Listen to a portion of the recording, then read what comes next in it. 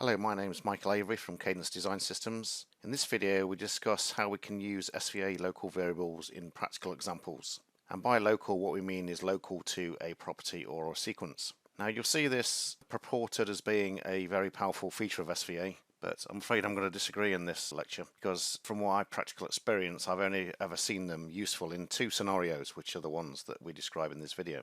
So to introduce local variables, what we'll do is show the very first example, which is very simple. This is a practical example which is of pragmatic use in my opinion, and what we have here is a description of a property that you're very familiar with. Other than what we have here is declarations of an int called I and a logic signal of 8 bits called myvec. So these two things here are called local variables. Those are variables local to the property named myprop. And one very good pragmatic use of local variables is deserializing data. So this is exactly what this property will do here. So if we for a moment ignore the parts which are assignments to local variables, so when you see something like I equals 7 and myvec index I equals serial data in, comma, decrement I, ignore those for the moment. So all we're interested in is start implies next cycle, serial data in repeated 8 times followed by this equality myvec should equal some expected value which is defined as a local param.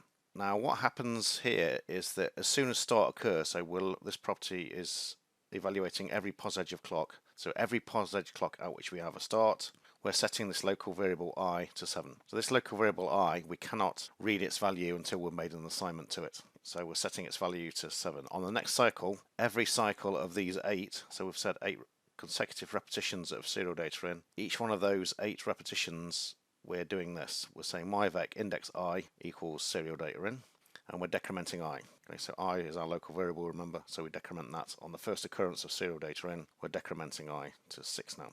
So what we're doing is if we show the waveforms now, so what is shown as clock 0 here, we have start occurring, so at the pos edge of clock we've said if start occurs we set local variable I to be 7. So at this rising edge of clock we set the local variable I, shown down the bottom here, to be 7. And on the next cycle we're checking that we've got serial data invalid for 8 cycles. On each one of those cycles we're decrementing I. So here we've got serial data in high for 1, 2, 3, 4, 5, 6, 7, 8 cycles, and on each subsequent clock we decrement the value of I. And one cycle after that, so hash 1, the one cycle after that, on this edge here shown as clock 9, that's when we're comparing myvec, whatever we've stored. So remember we're updating each bit of myvec as we're going, starting at bit 7 and working down to bit 0. At the end of that we're saying does myvec hold the expected data, which is this local parameter value. So that's a very useful and succinct way of describing that problem, and it's easy to understand and it's hard to do it wrong in that case. So I'll concede that local variables are useful for doing things like that, deserializing. This particular example showed us having 2 local variables. We can have as many as we like, including 0. And if we want to update all of the, let's say we had 10 local variables, if we wanted to update them on the occurrence of some signal, we just separate each assignment here with a comma. The first thing in the parentheses here is the expression required to be true, and if that expression is true we go and perform all of these assignments here. So myvec I equals serial data in and I equals I minus 1. That's an abbreviation. Saying minus minus is an abbreviation for I equals I minus 1. One thing to notice in this example is there is no way of accessing the value of I and myvec externally. But then we have to question ourselves, what do we mean by externally? So let's go on to the next slide. What happens if we have overlapping properties then? Because remember, for any assertion, like this one for example, what we're really saying when we describe this property is every pos edge clock at which I have start occurring, I require, because of that implication operator, the right hand side to occur, okay, regardless of whether or not I'm evaluating one current version of this already. So this example is the same as the previous one, other than we've got another start occurring here, what's shown as cycle 4. So as we said here, we start one copy of that property here, which is expecting all of this right hand side to start completing for the next cycle. And that copy has its own local variable called I, which has the value 7 on the cycle after where start occurs, and then decrements every cycle. However, if we have another start occurring here, we start another copy of that. So after cycle 4 we have 2 copies of this property in flight, both of which are at different stages of completion, and both of which, if it was a simulator, we can think of these as being separate threads. Each of these has its own copy of I, and each has its own copy of myvec, which are likely to be different, as we can see here. Cycle 4, when we had start occurring, the second copy that starts, its value for I is 7, which we can see is different from the value it is on the first copy that started back at cycle 0. So I has a different value in each thread of that property. Now, local variables do not allow you to communicate between those two threads. Okay, so that's one problem. Each thread running is doing it in complete isolation from all the others. They don't have knowledge of what each other's doing. So in this particular case, given these waveforms here, we'll find our property passes at cycle 9, just like it did on the previous example, for the copy that started at cycle 0. However, this copy here, we've got start occurring, so we set I equals 7, which we do down here. And then we're looking for serial D invalid high for 8 consecutive cycles. So it is high for 1, 2, 3, 4 cycles, and then it goes low. So at cycle 9, we have one of those properties passing, the first one which started at cycle 0, and the second copy is fails at cycle 9. It's coincidence that they both happen to pass and fail on the same cycle. Okay, we could construct a property which, we have 2 copies running and they fail and pass on different cycles. So in this case, we will observe this property. One of the threads fails, one of the threads passes. Okay, so you can see already this can get quite confusing dealing with overlapping. And in this case, all we're doing is looking at one signal. If you can imagine the expression was some sequence or sequence and, or variable length sequence and so on, it gets really complicated trying to understand what's happening. So now we're starting to get down to the reason why I don't recommend local variables personally, other than the practical examples that we show, because you've got all this complication to deal with which you wouldn't otherwise have. So the gains are not worth the trouble it causes, in my opinion. What we're going to show next is how we can define local variables, or rather declare local variables in a different place. So this is what we've done so far. We've just declared these local variables inside the property definition itself. Alternatively, we can declare local variables in the argument list of the property definition. The previous property, if we just go back a second, this did not have any arguments to it. So all these names like start and serial data invalid have to be in local scope. We can define a property where we define arguments and define the behavior of the property in terms of those arguments. So in this case, what we've got is the word local. This declares the argument as a local variable. For properties, you don't have a choice. Okay, you either type the word input or you don't put it. It achieves the same thing. So that's the only choice, input. So the input is implicit because you've got no choice. Optionally, the argument can be typed other than in the very first release of the SystemVerilog standard, which was 2005 at LRM. So if you've got a switch which chooses a particular version of the LRM, make sure it's not 2005 if you wish to have typed. And the next thing, my LVAR, is just the name of it. So that name does not exist anywhere else. There is not a local signal with that name. What will happen is when we want to use this property, we will instance that property and then connect to it the actual arguments from the scope in which it's instanced. So notice we've got this local variable declared myLvar declared in the arguments list, and we've got another declaration here. So this is just the same example as before, if you notice. And what we've done this time, we've just commented out this local variable declaration inside the property and replaced it with this one, which is defined as an argument. This int I is also declared locally. So we've got a combination of 2 things now. Other than that, the property is the same. Sequences can also have arguments, and you can also declare local variables for sequences. There are different rules, however. So for sequences, you can have, as well as input, output, or in-out as well. So what you can do is start declaring one sequence within another sequence within another sequence, which gets used in a property. So what we can do is we can pass values out of a sequence back to its calling sequence.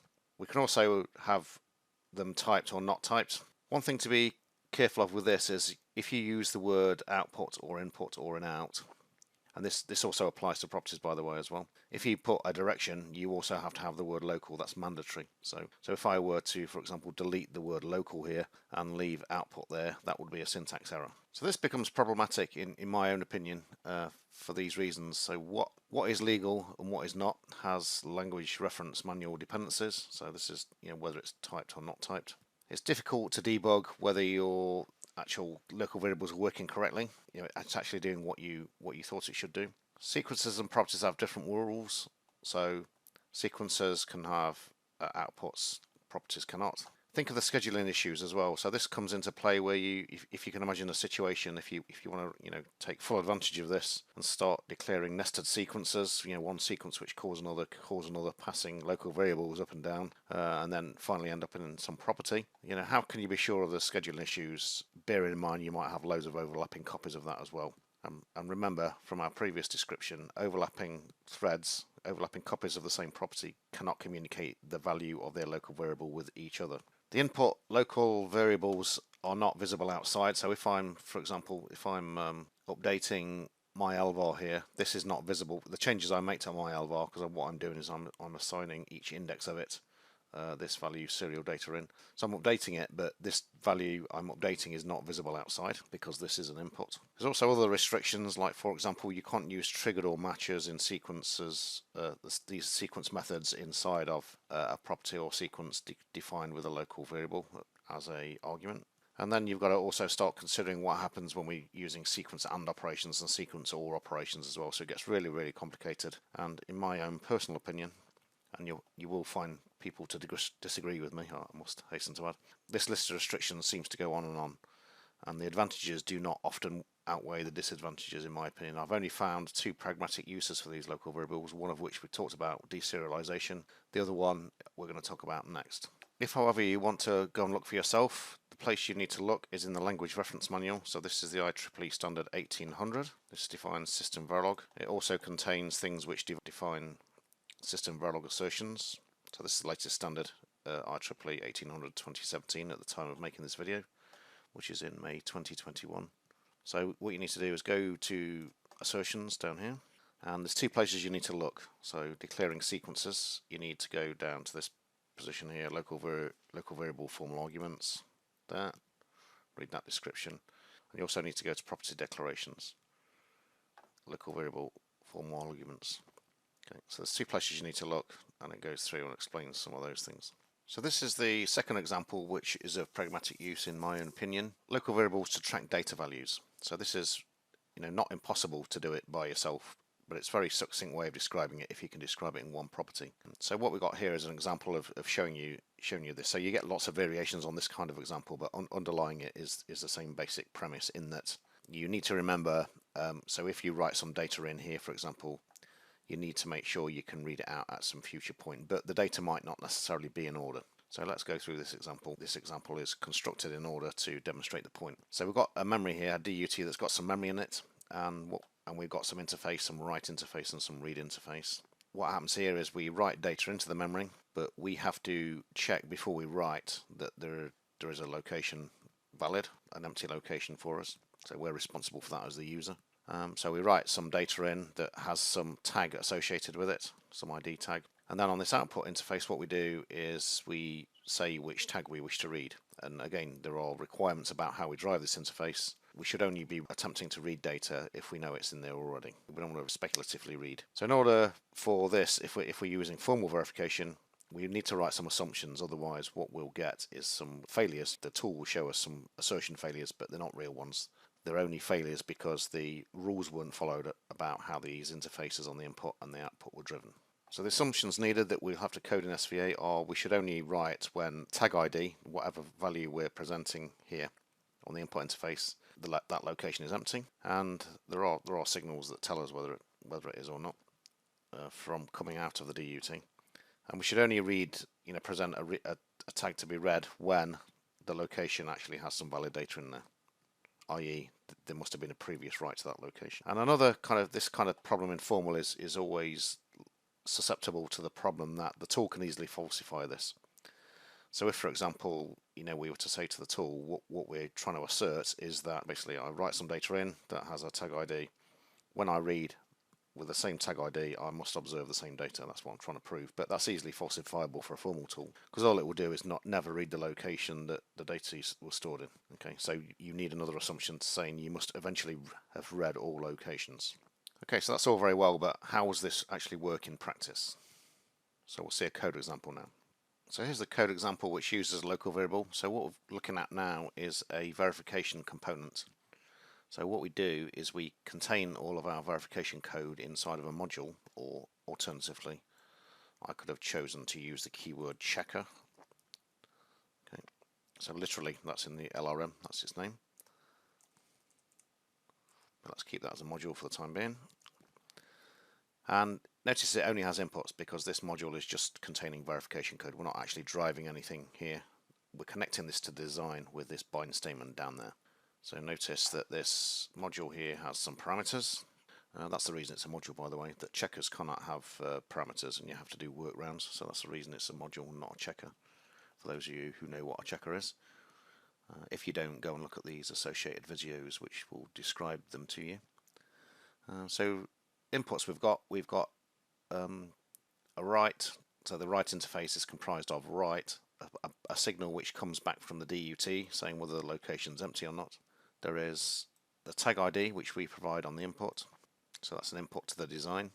The write data itself, which we obviously present to the DUT, and then for the read interface we have a signal read, and we have an indicator from the DUT, an output from the DUT saying the read location is valid because it's looking at this tag ID, my read tag ID. And here's the read data, which is obviously coming out of the design, and there is a signal also stating that the entire memory is empty. Whereas this one here, this is just saying is the particular write location that I'm pointing to with this write tag empty or not. So if I were to open the actual design itself, we can see here what we've got. We've got the input, which is write. So this is now the top level interface. This is our actual design. So we've got a write signal in, write location empty is a signal from the DUT saying is the location pointed to by this write tag ID empty or not. The write data is presented to the design, and for the read interface, the read signal, a location valid for the particular read ID tag I'm inputting now to the design, and the RD data coming out of the design, and the output saying the whole memory is empty. Okay, so go back here. So what do we have? We have a default clocking statement, so all properties will be using the pos edge of clock. And the assumption, remember we needed those assumptions. We assume that if we're writing, then at the same cycle the write location is empty. So remember, we're writing assumptions about the inputs to the design, the DUT. If the read is signal goes high, it means that the read location pointed to by the current reader tag is valid. And this, we must eventually read all location. We're saying eventually, a strong eventually, sometime in the future, there must be a cycle where the design's empty, meaning I've read all locations. Okay, so those are my assumptions required in order that the formal tool doesn't provide false negatives to me. For simulation, I would not need those, but what a simulator would do is turn the assumes into asserts, because that is still valid behavior that the design should exhibit. Okay.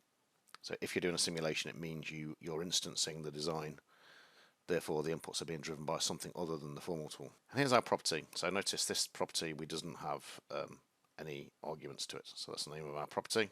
And we've got two local variables here. One is the tag, so we're using this local variable to store the tag at various times, and another one which is the data, so we're using the local variable to store the value of data at some time. So what the property says is if write is true, we store the value of the write tag ID into this tag local variable. We store whatever data is on the WR data signal into this local variable called data. And then what we say is from the next cycle, s underscore eventually, i.e. at some future clock, we have a read signal, and the read ID tag is tag, then the read data must equal the data. So tag and data were the values we stored when we wrote it. And then here is an instance of that property. We're asserting the property here, and that's the name of the instance name of it.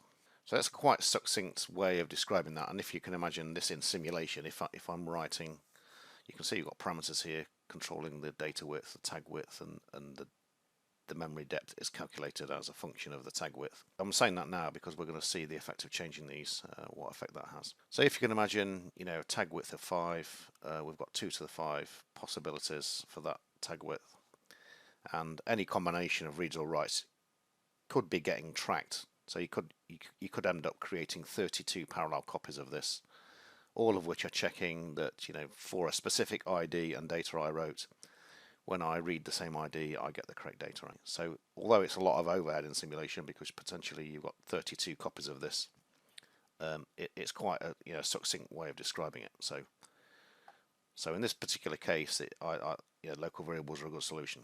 And as I said before, I think this kind of problem and the deserialization is the only pragmatically useful places that local variables can be applied, in my own personal opinion.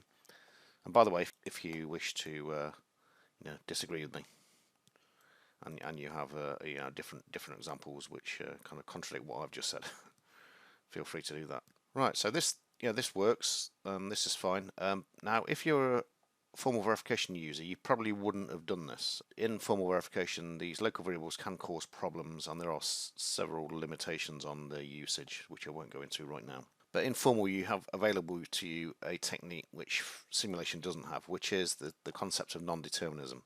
This looks very similar, of course, to the previous one, and it is. The ports of this module are still the same. I've still got the same assumptions that I had before, so all of that's the same. The default clock's the same. So the only difference here is how I describe these properties here. So the only thing different is this part here. So what I'm doing is I'm declaring a logic signal, which is going to act as a storage for a tag and data. Okay, so remember, this is in a verification module which gets attached to our design with the bind statement down here.